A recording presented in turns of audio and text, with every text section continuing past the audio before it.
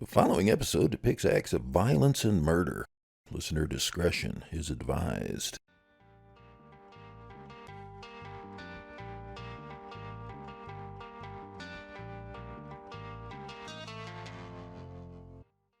Walter Palmer climbed one flight of stairs to the second floor of an apartment building at 16 Millbury Street in Worcester's Green Island neighborhood.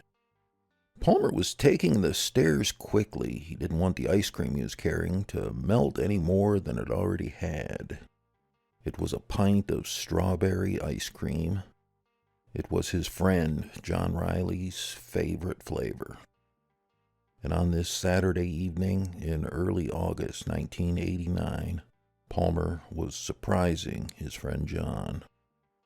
The door to John's studio apartment was locked, so Palmer used his spare key. He then opened the apartment door. Palmer stood there in shock, the pint of strawberry ice cream dripping from his hand. John Riley sat lifeless in his chair. A pool of blood was at John's feet. John was murdered. He had been stabbed 29 times.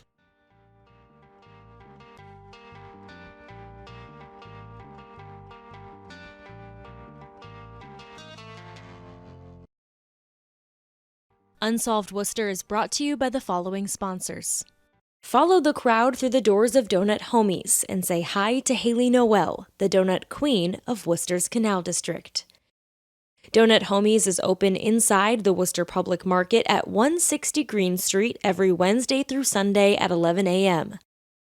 Online ordering with delivery and pickup options is available at donuthomies.com. Follow Donut Homies on Facebook and Instagram for monthly menu drops, specials, and more.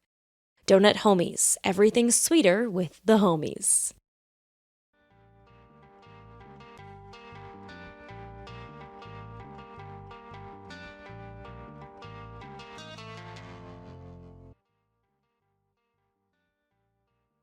Welcome to Unsolved Worcester. I'm your host, Dan Yeager.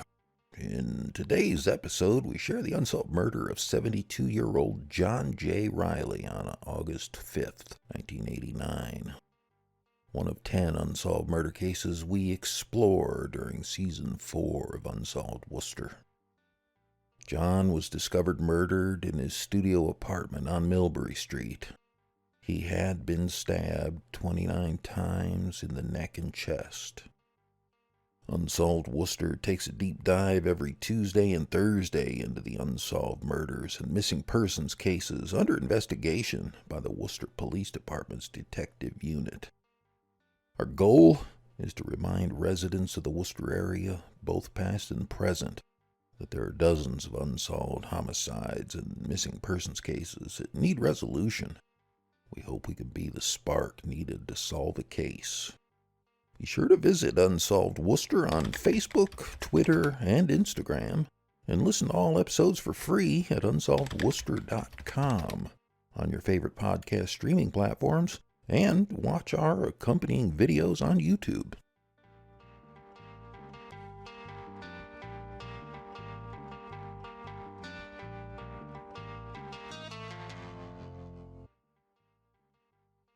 In August 1989, the 4-story brick studio apartment building at 16 Millbury Street in Worcester was home to 11 tenants. The Millbury Street building has a unique feature. It has 2 front entrances. One marked 16 Millbury Street, the other marked 18 Millbury Street.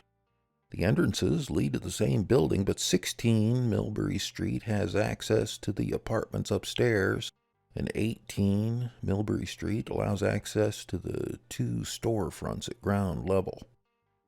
In 1989, the storefronts were occupied by Kim Clothing and Gift Shop. The building is across the street from the popular dive bar Hotel Vernon at Kelly Square. 72-year-old John Riley had lived there for 17 years in a second-floor apartment.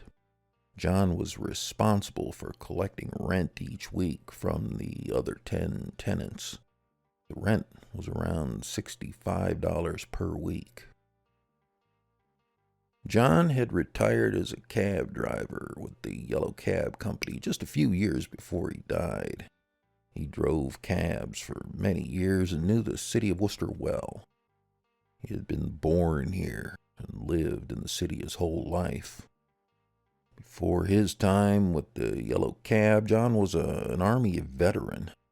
He served in the Asian Pacific Theater during World War II. When he retired from driving cabs, being in charge of collecting rent from his fellow tenants helped keep John busy and gave him some responsibility. In retirement, John didn't leave his apartment much. He spent most days watching The Price is Right and cheering on the Boston Red Sox.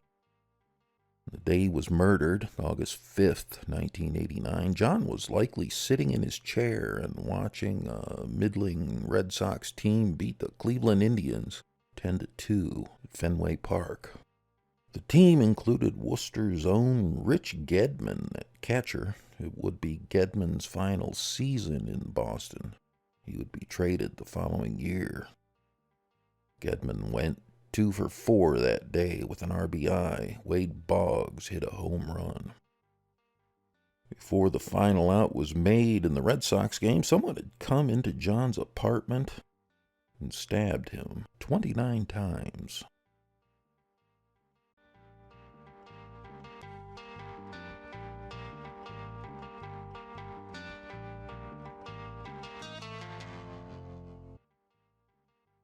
At the time of John Riley's death, Walter Palmer had been John's neighbor in the apartment building at 16 Millbury Street for about 7 years. When Walter found John, he told the Telegram and Gazette John's head was back, and there was a pool of blood on the floor. The medical examiner said John had been dead for about 2 hours when Walter found him. He died of multiple stab wounds. According to the Worcester Police Department, John was stabbed 29 times in the neck and chest area. Police said there was no forced entry into John's apartment. To even enter the apartment building, tenants needed to have a key. There was no signs of struggle. A few days after John's murder, police said they hadn't ruled out robbery as a possible motive. Unlike most other cases we've explored in the first 4 seasons of Unsolved Worcester, police did find the murder weapon. Described as a kitchen knife, police found the murder weapon in the building. They didn't say where the knife was found, but they did say it wasn't found inside John Riley's apartment. Police said there was a likelihood that John knew his killer. Police believe John let his killer into his apartment, and the person that murdered him used John's own kitchen knife to do it. Worcester police interviewed and re-interviewed the 10 other tenants in the apartment building and other people who knew John, but no suspects were named. A tenant that lived on the same floor that John Riley did in the Millbury Street apartment building said John was the nicest guy in the world. He asked why anyone would do anything to hurt John, whom he called Little John.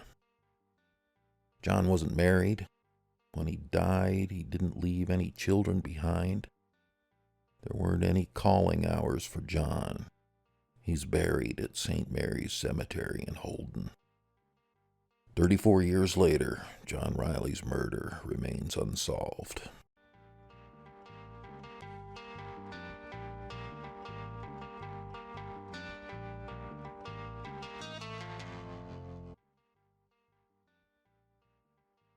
Thank you for listening. I'm Dan Yeager. If you enjoyed listening to this episode, please consider clicking the like button for us. And if you subscribe, the next episodes will show up in your feed.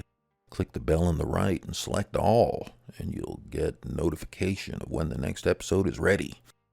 If you have any thoughts you'd like to share, please leave them in the comments below. We do read them all and respond to as many as we can.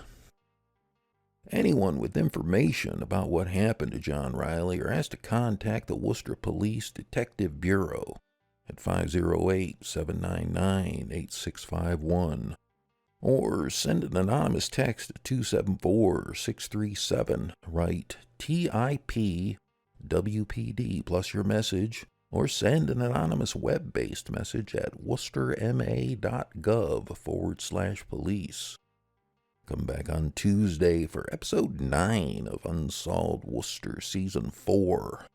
The April 2009 murder of 25-year-old Luis Rosario, who was shot during a party on Hammond Street.